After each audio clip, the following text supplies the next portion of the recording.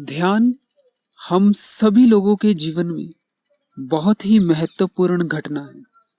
ये जो शब्द है घटना, ये थोड़ा सा सही शब्द नहीं है, क्योंकि घटना से ये समझ में आता है कि कभी घटेगा, फ्यूचर में। ये जो विषय है ये बहुत ही जटिल है, सूक्ष्म है और उतना ही सरल है। आज के समय तक 21वीं सदी चल रही है, यहां तक इस शब्द ने अपने अर्थ ही खो दिए हैं। तुम शायद कृष्णमूर्ति से इतना वाकिफ नहीं हो, लेकिन उन्हें कुछ लोग ये कहा करते हैं कि उनकी जो फिलॉसफी है वो बहुत ड्राई है, उनका जो दर्शन है वो बहुत रूखा सूखा है। पहली बात तो उनकी कोई फिलॉसफी है ही नहीं। वो ध्यान के बारे में बात करते हैं, लेकिन जो उनके इशारे होते हैं वो बहुत ही सूक्ष्म होते हैं, जटिल होते हैं। तो कोई अगर उन इशारों को पकड़ नहीं पाता तो कहता है कि ड्राई फिलॉसफी है। लेकिन कहानी बड़ी उल्टी है। कृष्णमूर्ति तो एकदम सत्य की ओर इशारा करते हैं, लेकिन हम ही इतने इनसेंसिटिव हो चुके हैं। हम में उन इशारों को पकड़ने की क्षमता नहीं है, सुनने की क्षमता नहीं, क्योंकि ध्यान इतना सूक्ष्म है और उतना ही सरल। और अगर किसी का जीवन ध्यानमय हो जाए तो जीवन के असल सौंदर्य से सामना होता है। कृष्णमूर्ति कहते हैं ध्यान फ्यूचर में नहीं घटित होगा, वो तुम्हारी कल्पना है। बल्कि वो कहते हैं कि ध्यान अभी घटित हो सकता है। ऐसा भी नहीं है कि ध्यान 1 सेकंड बाद घटित होगा। ध्यान अभी भी है, लेकिन हम ही कल्पनाओं में लगे हुए। एक किस्सा सुनाता हूं अपने जीवन से। भारत में कुछ ऐसे स्टेट्स हैं जहां के लोग गालियां बहुत इस्तेमाल करते हैं। जिस एरिया में मैं रहता हूं वहां पे गालियां देना इतना कॉमन नहीं है। लोग थोड़ा हिचकिचाते हैं। लेकिन मेरी कुछ लोगों से बात हो रही थी तो मैंने एक बात ऑब्जर्व की कि गाली देना उन्होंने अपने सिस्टम के अंदर, अपने दिमाग, अपने मन के अंदर उसे नॉर्मल बना लिया है। ध्यान से सुने इस बात को। एक इशारा करने की कोशिश कर रहा हूं। ये नहीं कह रहा गाली देना सही या गलत।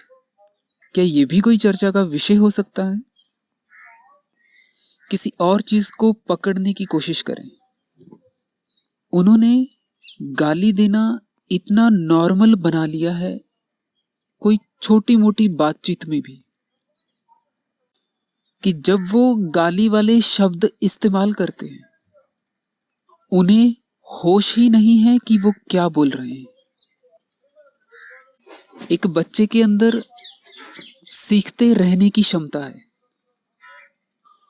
वो कुछ भी सीख लेता है, वो सीखा हुआ उसके शब्द बन जाते हैं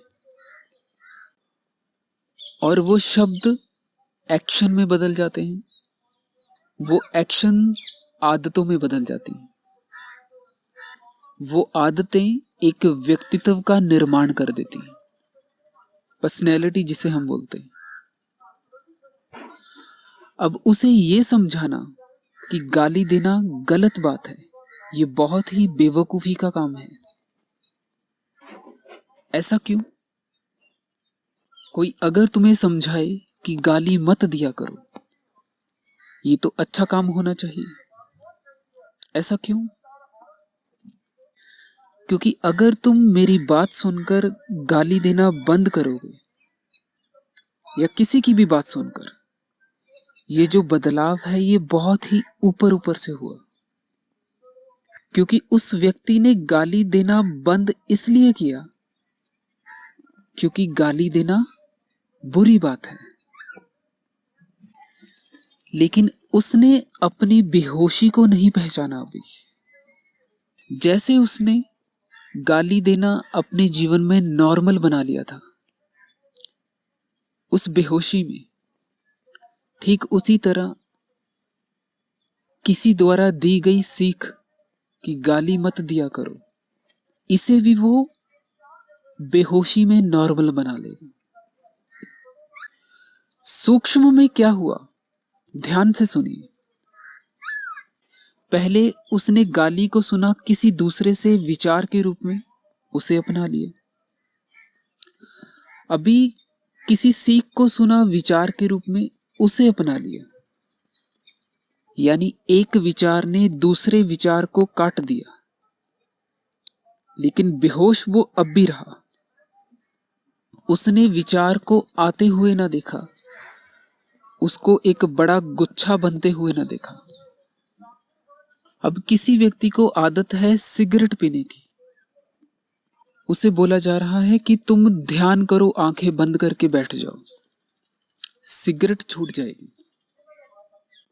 क्या किया, एक आदत को दूसरी आदत के साथ बदल दिया, लेकिन रहा वो व्यक्ति अब भी बेहोश ही।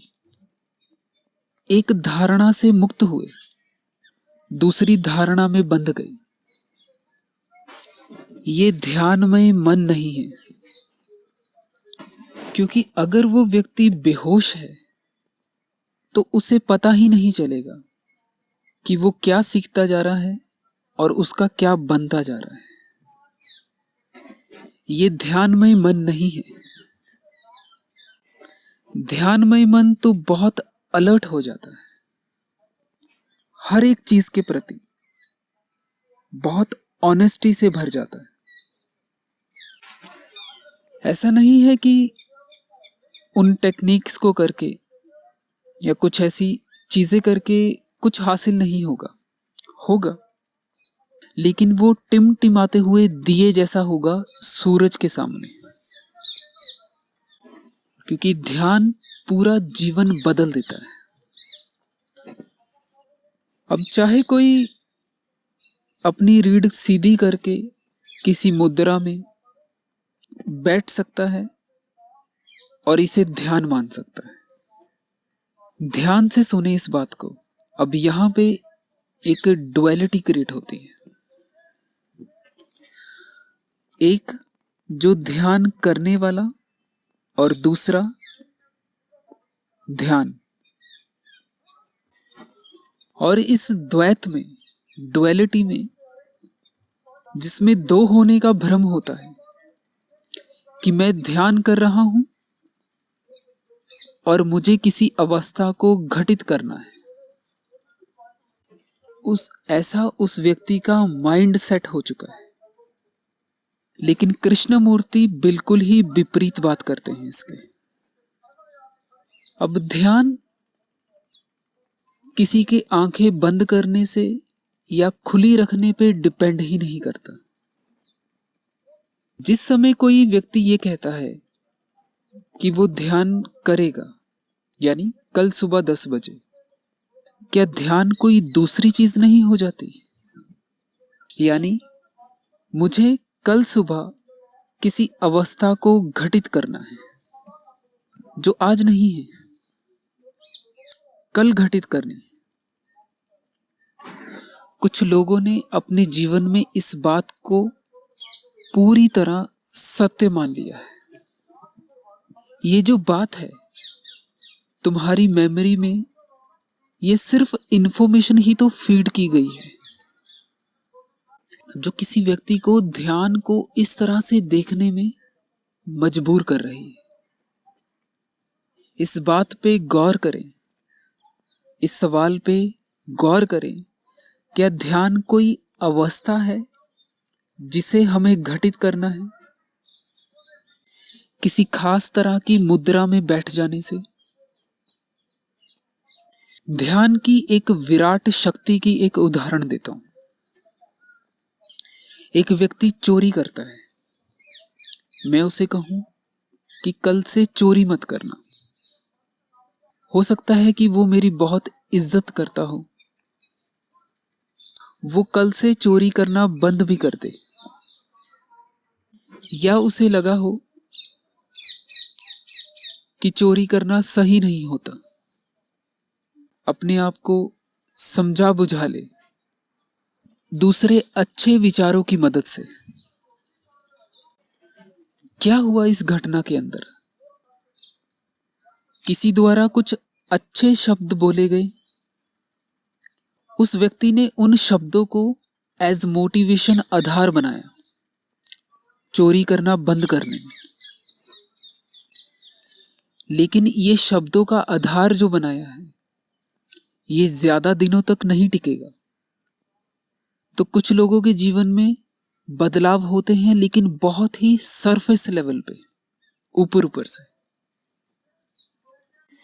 क्या हो कि वो व्यक्ति जागृत हो जाए कि उसके अंदर चोरी करने का भाव पैदा कैसे हो रहा है, कहां है वो जड़ जहां से कि उसके हाथ चोरी करने के लिए उठ जाते हैं। कौन सी चीज उसके हाथों को कठपुतली की तरह चला रही है। जिस तरह बहुत लंबे समय से उसके भीतर वो दबी हुई आदतें कठपुतली की तरह उसके हाथों से चोरी करवा रही थी, तो थोड़े समय के लिए कुछ अच्छी बातें सुनकर मोटिवेशन से भरी वो शब्द थोड़े समय के लिए उसके हाथों से कुछ अच्छा काम भी तो करवा सकते हैं। ये बदलाव बदलाव ही नहीं है, ये भ्रम है। एक आदत को दूसरी आदत में बदला जा रहा है, लेकिन व्यक्ति उस आदत में ही डूबा रहा। ये ध्यानमय मन नहीं है, बल्कि ध्यानमय मन इतना ज्यादा अलर्ट होता है, इतना ज्यादा जागृत होता है। जिस समय ये चोरी का भाव पैदा हो रहा है, वो उसी समय देख लेता है।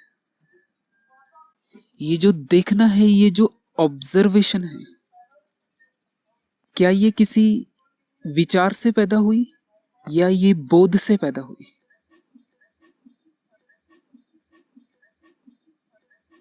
क्या वो व्यक्ति जो अपने विचारों और अपनी भावनाओं के प्रति जागृत है,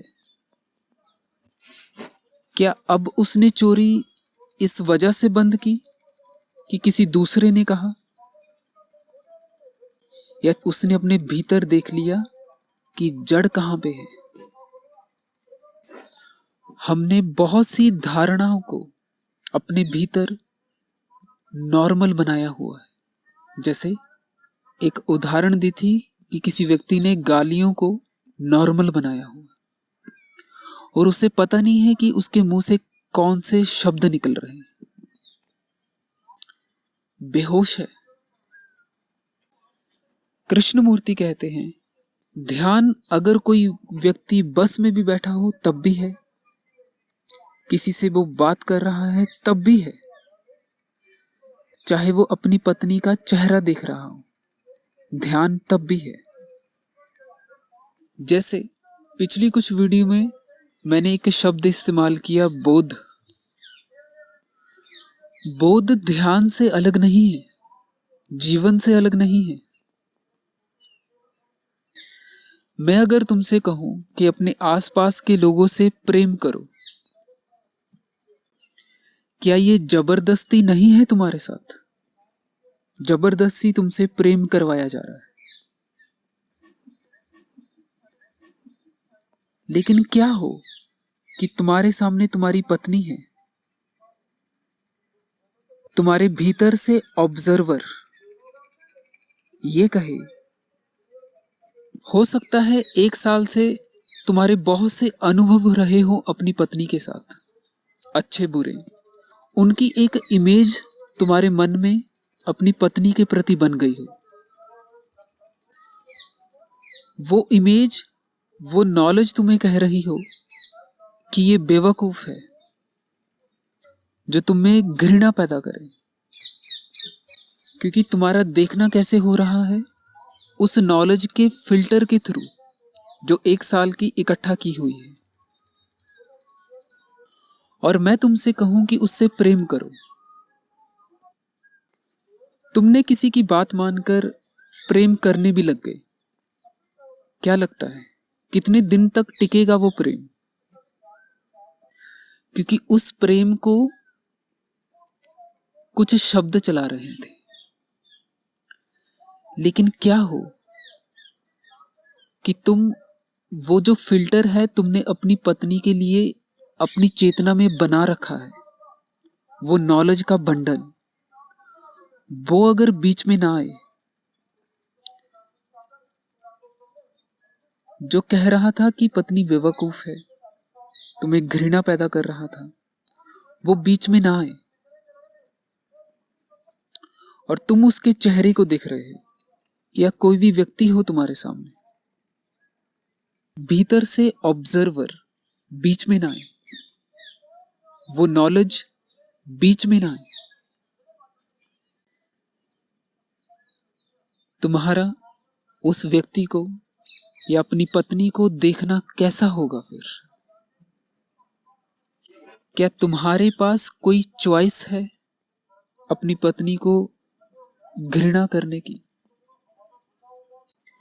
क्या यहां से जो प्रेम पैदा होगा, क्या वो किसी स्वार्थ की वजह से होगा या वो बोध से पैदा होगा? जब मन अतीत शून्य होकर किसी चीज को ऑब्जर्व करता है, किसी को देखता है, क्या ये किसी चमत्कार से कम है? मैं प्रेम कर पा रहा हूं किसी को इस वजह से नहीं कि मुझे प्रेम करना चाहिए, लेकिन इस वजह से कि भीतर कुछ बदल चुका है। मन इतना मुक्त हो चुका है, वो किसी भी धारणा में नहीं बंधा। वो बिना अतीत के, अतीत यानी जितनी भी नॉलेज मन को नैरो बनाती है, उस फिल्टर के द्वारा ना देखकर सीधा संपर्क में आता है। तो फिर दो लोगों में रिश्ता कैसा होगा? भीतर दबा हुआ एक विचार घृणा पैदा कर देता है, सामने वाले पे हाथ भी उठा देता है। क्या हो कि कोई व्यक्ति इसकी जड़ को देख ले, जिसे हम मैं कहते हैं, उसको देख लें कि वो असल में नहीं है, रियल नहीं है, जिसे हमने इतनी ज्यादा बड़ी चीज बना रखी है कि अगर कोई उसको हर्ट करता है, जिसे हम मैं कहते हैं हमारे भीतर, कि हम सामने वाले पे हाथ भी उठा देते हैं, उसे गाली भी दे देते हैं, अगर हम देख लें कि वो है नहीं असल में, तो फिर ये जीवन कैसा होगा? एक उदाहरण देता हूं। कुछ ऐसे पलों को याद करें जिस समय तुम बहुत ज्यादा खुश थे। उस समय ये डुअलिटी, ये जो मैं का भाव है, यानी मैं का भाव यानी मैं इस आनंद को एक्सपीरियंस कर रहा हूं। इसमें दो चीजें हो गई, एक तो एक्सपीरियंस करने वाला, एक एक्सपीरियंस। लेकिन जिस समय बहुत खुशी के क्षण होते हैं, उस समय मैं का भाव नहीं होता, वरना वो खुशी महसूस ही नहीं हो सकती, क्योंकि उस समय मैं विदा हो जाता है, वो विलुप्त हो जाता है, मर जाता है। लेकिन जैसे ही भीतर ये विचार उठता है कि मुझे इस आनंद को फिर से जीना है, फिर से वो मैं बीच में आ जाता है। वो असल में उस आनंद को तोड़ देता है बीच में आकर। लेकिन अगर कोई व्यक्ति एक्चुअल में रियलाइज कर ले